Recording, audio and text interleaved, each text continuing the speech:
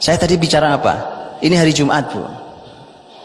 Hari Jumat itu umat lain sudah gagal. Disampaikan oleh Rasul Shallallahu Alaihi Wasallam bahwa dulu ada masyarakat yang diberi hari istimewanya hari Sabtu. Masyarakat ada yang diberi, umat sebelum kita ada yang diberi hari istimewanya hari Ahad. Umat Muhammad Shallallahu Alaihi Wasallam diberi hari istimewanya hari Jumat. Mereka semua gagal. Bahkan kisah Ashabus Sabti dalam Quran ada, bukan begitu? Kisah orang-orang di hari Sabtu yang dikasih ibadah di hari Sabtu, dan dulu aturannya kalau hari Sabtu tempat waktunya ibadah mereka tidak boleh nyari uang sama sekali. Ya, maka ternyata Allah uji, dan ibu-ibu semua tahu kisah dalam Quran. Kalau hari Sabtu ikannya nggak ada karena mereka kaum nelayan. Ikan malah nggak ada hari Sabtu. Maaf, ikan malah banyak hari Sabtu. Ya, di hari lain mereka naruh apa tuh jaring kail yang malah nggak ada. Hari Sabtu banyak. Akhirnya mereka punya akal. Hari Jumat mereka pasang, hari Sabtu ikan masuk, hari Minggu mereka tarik. Allah kutuk jadi monyet, Bu.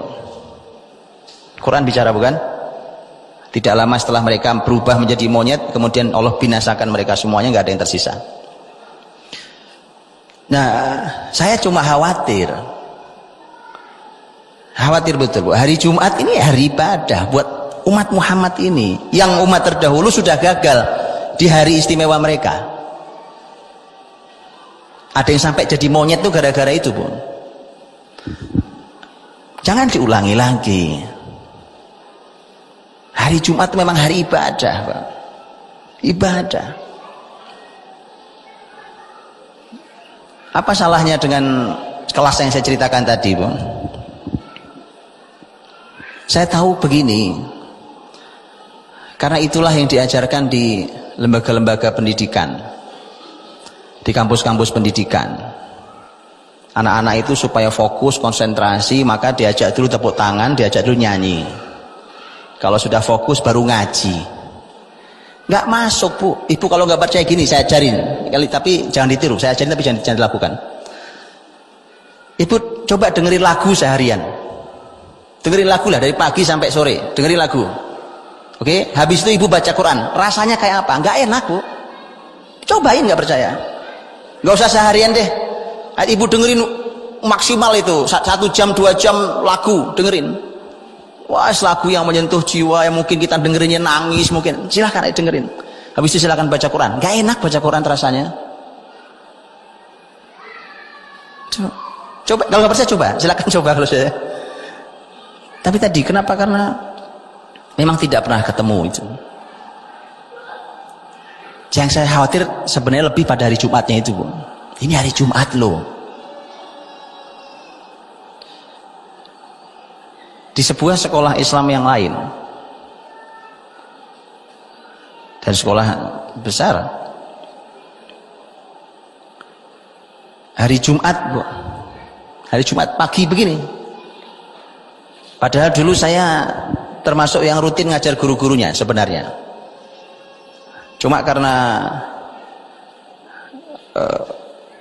ketua yayasannya yang baru sudah menyampaikan bahwa segmen pasar sekolahan kami bukan ini, Ustadz. Saya tinggal, wong sekolahan kok ngomongin pasar. Sekolah sama pasar itu jauh banget. Pasar tempat paling buruk, sekolah itu untuk mendidik generasi. Dia vulgar, ketua yayasannya ngomong pasar sekolah kami bukan yang Ustadz sampaikan ini. Sudah, saya pergi, wong ini pasar. Saya pikir ini sekolah tadinya. Saya ngajar guru-guru, saya pikir sekolahan, ternyata pasar. Ya sudah, nggak jadilah saya pergi. Habis itu nggak ngajar lagi saya di situ. Ngajar guru-guru nggak mau. Jadi orang-orang yang buat pendidikan generasi, buka sekolah, otaknya pasar, Bu. Kapan jadinya itu generasi? Wong ini tempat pendidikan, ini pasar, dua tempat yang berbeda. Ya kan? Mikirin pasar, marketing sekolah kita gimana? Ini sekolahan, Mas, bukan pasar. Marketing kan tuh pikirin. Ya, ini sekolah, pendidikan generasi. Anak-anak kita titip di tempat ini supaya jadi orang hebat, bukan pasar. Antum tahu gagalnya pendidikan hari ini?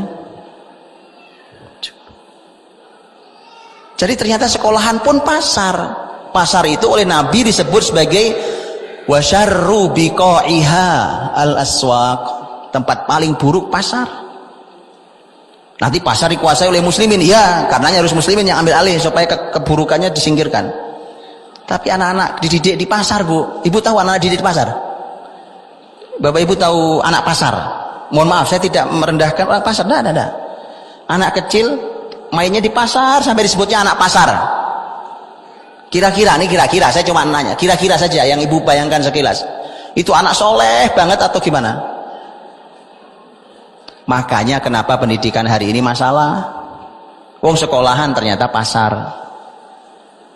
Paham, Bu? Dan betul, Bu, kualat karena kalimat itu. Kenapa? Jumat seperti ini, pagi seperti ini, Bu. Ya Allah, ini hari mulianya luar biasa. Ini hari ibadah Allah sediakan untuk kita. Itu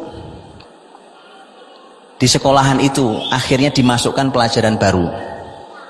Jumat pagi. Bapak Ibu tahu pelajarannya apa? Nari. Nari, Bu. Nari. Saya sempat, ini suara apa ya? Nari, Ustaz. Nari. Kayak Anda nggak punya hari lain. Hari Jumat pagi-pagi, hari barokah, hari ibadah dibuka dengan nari. Sudah begitu yang ngajari ibu guru perempuan nggak jilbaban pula. Sudah mau diapain? Saya sudah sampai nggak bisa bicara, Bu. Itu potret pendidikan generasi kita hari ini. Hari Jumat itu memang hari disiapkan untuk ibadah, Bu. Anak-anak itu ya ibadah. Jumat itu Jumat untuk ibadah. Sekolah-sekolah itu kalau perlu pelajaran disingkirkan nggak apa-apa. Untuk disiapkan betul ini hari ibadah, nak. Seluruh aktivitasnya ibadah. Makanya lihat begitu Jumat tiba, menjelang hari Jumat tiba, anak-anak di negeri kita, sekolah-sekolah banyak nggak siap Jumatan, betul nggak? Banyak nggak siap sholat Jumat, Bu, yang laki-laki. Oh sedih, Bu. Saya pernah di situ. Saya tuh sampai keluar, sehingga saya keluar dari masjid waktu itu sudah mau azan. Sebuah sekolah Islam lagi, besar banget sekolahannya. Saya di sekolah itu hari Jumat juga, sudah mau Jumatan tapi sudah menjelang adzan. Wah, sudah menjelang adzan, sudah tinggal beberapa menit, maka saya segera masuk masjid. Tapi kesedihan hati saya luar biasa sedihnya. Itu anak yang laki-laki, kalau perempuan saya paham. Anak laki-laki, Bu, nggak masuk ke masjid. Di sepanjang di sepanjang jalan, di kantin itu, di ini, mereka tidak siap sholat Jumat. Nanti mereka ke masjid, tapi apa kualitas Jumatannya? Gitu. Lihatlah. Makanya sebenarnya poin inilah yang akan kita bahas hari ini, tentang kesolehan itu, Bu. Tentang kesolehan. Kesolehan ini kalau tidak jadi, nggak jadi itu anak-anak. Saya mau tanya nih, ini hasil akhir lihat. Ada orang tua punya anak. Anaknya sukses menurut definisi orang hari ini. Sukses menurut definisi hari ini apa?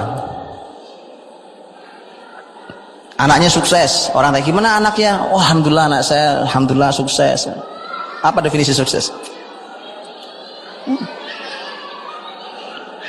Anaknya punya pekerjaan, sudah punya rumah sendiri, sudah punya kendaraan sendiri, dan ini sudah ngirimi uang orang tuanya. Qadarullah suatu hari itu anak jadi anak durhaka begitu dia nikah. Saya mau tanya, Anda bahagia atau nyesal? Bahagianya orang tua itu, Bu, gak lebih dari firman Allah Subhanahu wa ta'ala. Wakhfid lahuma janahadzul minar rahmah wa qur rabbirhamhuma kama rabbayani shaghira. Bahagianya orang tua itu enggak melebihi itu. Itulah orang tua. Bahagianya kalau anaknya bisa melakukan ini, ayat ini. Wakhfid lahuma janahadzul. Wahai anak, rendahkan sayap. Kata adzul dalam bahasa Arab itu sebenarnya artinya kehinaan, Bu. Anak tuh boleh setinggi apapun di luar sana, sehebat apapun di luar sana, dikagumi, dicintai, dipuja-puja orang, di karir tertingginya, tapi kalau di depan orang tua tunduk, Bu, sampai pada titik yang paling hina.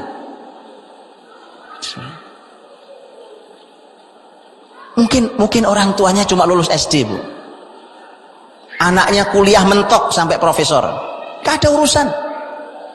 Ini orang tuamu, wakhfid lahuma janahadzulli minar rahmah.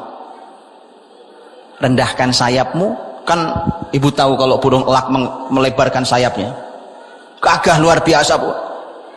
Tapi begitu di hadapan orang tuanya, kalau seorang anak dia harus tutup sayapnya, nggak ada Anda bicara tentang kepakan sayap yang lebar yang luar biasa.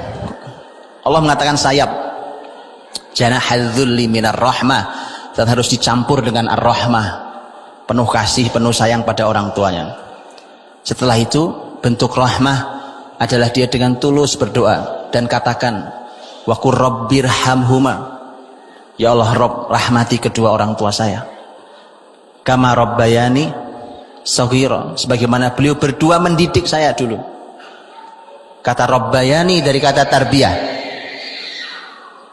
Lihat, Bu, Anda tahu ini anak bakti, bukan? Anak bakti. Inilah bahagianya orang tua. Betul apa tidak? Bahagia orang tua, Bu. Anda punya anak 4, yang satu bawain makanan macam-macam, yang satu bawain emas, perak, apa saja. Ada satu anak yang paling bakti. Mana yang paling cintai orang tuanya? Paling bakti. Itulah kenapa kalau kita gagal mensolehkan, membuat soleh generasi ini, gagal pendidikan kita, menyesal di usia tua. Jangan salah itu. Dan ketika Allah menyampaikan kama rabbayani shaghira, jadi ternyata sang anak yang bakti, yang mendoakan orang tua itu ketika orang tuanya berjibaku mendidik anak-anaknya dulu waktu masih kecil. Karena kata rabbayani dari kata tarbiyah. Rabbayani, berdua mendidik saya di waktu kecil. Mendidik, Bu. Makanya nggak bisa orang tua menyerahkan pendidikan ke sekolah, itu nggak bisa. Anda yang harus didik sendiri. Anda yang didik sendiri. Sekolah itu terbatas, apalagi kalau di kelas anaknya ada sekian banyak orang. Gurunya 1-2 orang. Fokus guru kan juga nggak satu. Banyak fokusnya. Orang tua lah yang di rumah mendidik itu. Rabbayani. Kalau Anda didik dengan baik, Anda berhak mendapatkan bakti anak di kemudian hari. Tapi bagaimana jika kita tidak mendidiknya di waktu kecil, sementara kita berharap mereka berbakti pada kita di usia senja kita?